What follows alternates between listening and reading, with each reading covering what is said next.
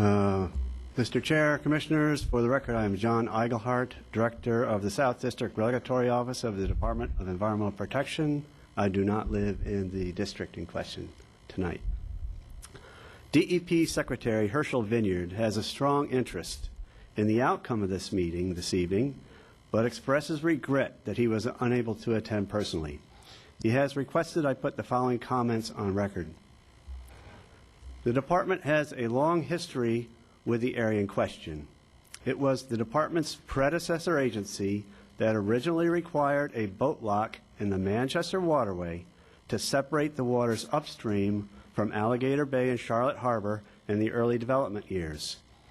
One of the primary drivers for this requirement was the fact that the platted subdivisions within the development in question and those upstream relied on septic tanks and drain fields for household wastewater removal and treatment.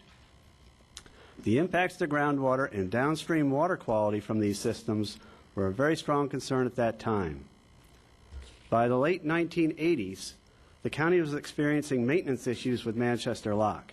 In order to protect downstream water quality, the Department issued a consent order requiring extensive repairs.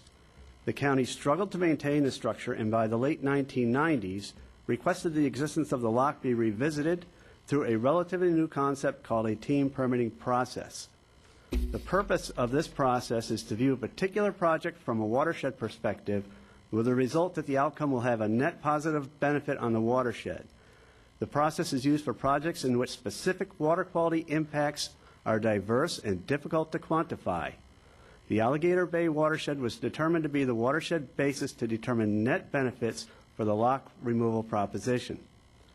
From the beginning of the process in 1997, the Department stipulated that 3 primary actions would be required for the lock removal project: centralized wastewater treatment, stormwater treatment, and canal works to remove pockets of low dissolved oxygen waters. The process was embraced by the local community, and over the next several years, these stakeholders developed a suite of net ecosystem benefit projects, including the aforementioned 3. The county applied for and received the permit to remove the lock with these net ecosystem projects as conditions. The permit intent was issued and the final agency action issuance occurred in 2008. Although the work to remove the lock was completed, the schedule is conditioned to install the sewers in the Spring Lake districts was not achieved. Our staff had several discussions with your predecessors on this board concerning the need to move forward with this project. Our office agreed to allow the county some time to meet this commitment based on the extreme economic hardships faced in the subsequent years. Now poised in recovery, it is time to honor this commitment.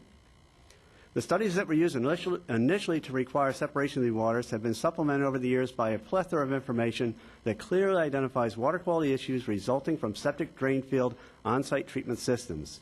The major concern of fecal coliform bacteria passage in the literature 4 decades ago has been supplemented by that of nutrients, human pathogen viruses, medications, DEET, and a suite of other chemicals and chemical byproducts now used in a typical home. The completion of the Tetra Tech report in June 2013 verifies these concerns exist in the East and West Spring Lake districts. Of particular concern is that over 70% of the on-site systems in the East and West Spring Lake do not potentially meet wet season water table separation requirements of the pre-1983 rule. The finding of nitrogen compounds in groundwater test wells was of no surprise.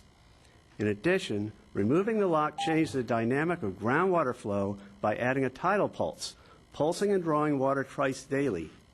As this groundwater pollution moves into the adjacent surface water and unimpeded into Alligator Bay and Charlotte Harbor, it adversely impacts the very resources which we all strive to protect. It is my responsibility to ensure these waters are as clean as they can be.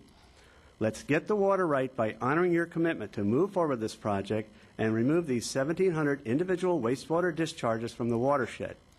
I prefer this endeavor to be a partnership, and I have therefore directed my local staff to provide any support they can to fast-track permitting requirements.